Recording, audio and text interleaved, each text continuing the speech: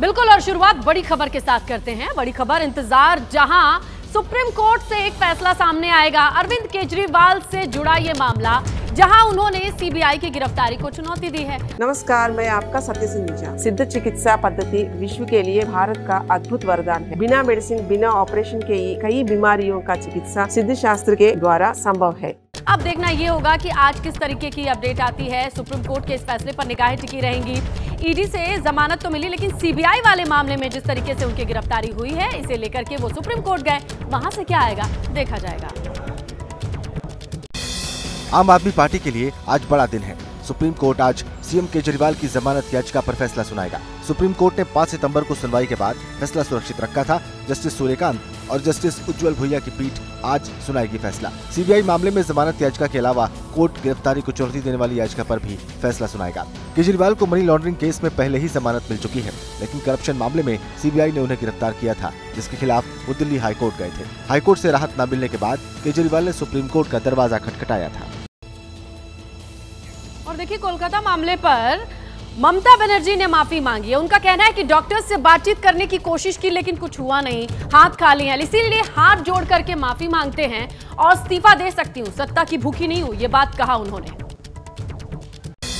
Doctor से बातचीत नहीं हो पाने पर ममता बनर्जी ने बंगाल के लोगों से माफी मांगी। उन्होंने कहा कि आप लोगों ने सोचा होगा कि समस्या का समाधान होगा।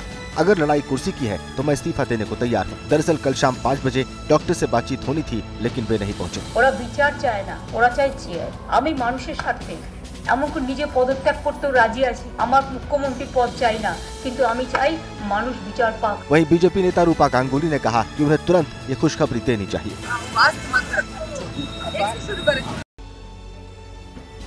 लेकिन इसी पूरे मैटर पर राज्यपाल सीवी आनंद बोस ने बड़ा फैसला ले लिया है, बड़ा बयान दे दिया। उनका कहना यह है कि ममता बनर्जी के साथ किसी भी पब्लिक सेक्टर में मंच पर वो नजर नहीं आएंगे, साझा नहीं करेंगे मंच। कोलकाता में डॉक्टर्स का प्रदर्शन जारी है। ममता बनर्जी कल बातचीत का इंतजार करती रह गईं, लेकिन डॉक्टर्स नहीं पहुंचे। वे बातचीत के सीधे प्रसारण की मांग कर रहे थे। इस बीच पश्चिम बंगाल के राज्यपाल सीवी आनंद बोस ने ऐलान किया कि वे ममता बनर्जी का सामाजिक बहिष्कार करेंगे। जब तक बंगाल के लोगों को न्याय नहीं मिल जाता, मैं मुख्यमंत्री का सामाजिक बहिष्करण करूंगा। सामाजिक बहिष्करण, social boycott of the chief minister. मंच साझा नहीं करूंगा। और देखिए, हरियाणा बीजेपी में नाराजगी की जो खबरें हैं वो बढ़ती ही जा रही हैं। राव इंद्रजीत सिंह कहते हैं, मैंने 10 साल तक बीजेपी के लिए जिस तरीके से काम किया, मुझे वैसा इनाम तो नहीं मिला।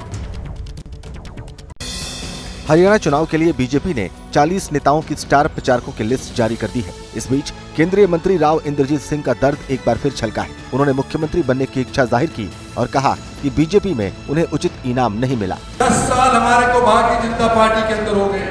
हमने किसी का घर नहीं लूटा, हमने किसी का बिगाड़ा नहीं। हम तो सिर्फ एक चीज चाहते हैं कि दक्षिणी हरियाणा का महत्व बढ़े।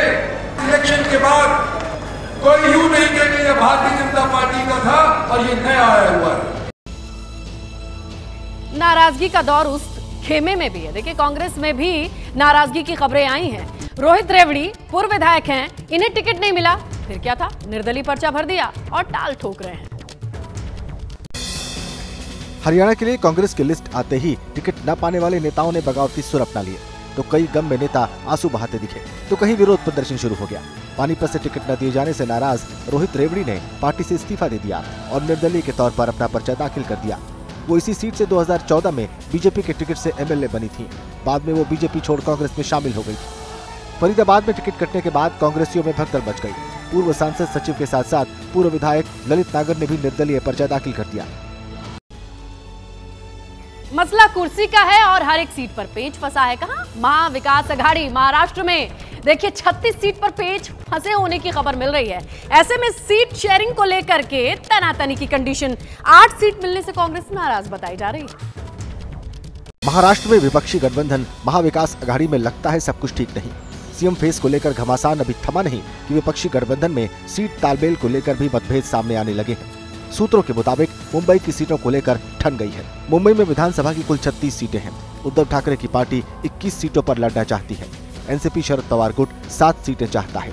ऐसे में कांग्रेस के हाथ महज 8 सीटें मिलती दिख रही हैं। जो कांग्रेस को फिलहाल मंजूर नहीं है। सूत्र बता रहे हैं कि उद्धव ठाकरे और शरद गुप्ता के इस सीट शेयरिंग फार्मूले से कांग्रेस नाराज है।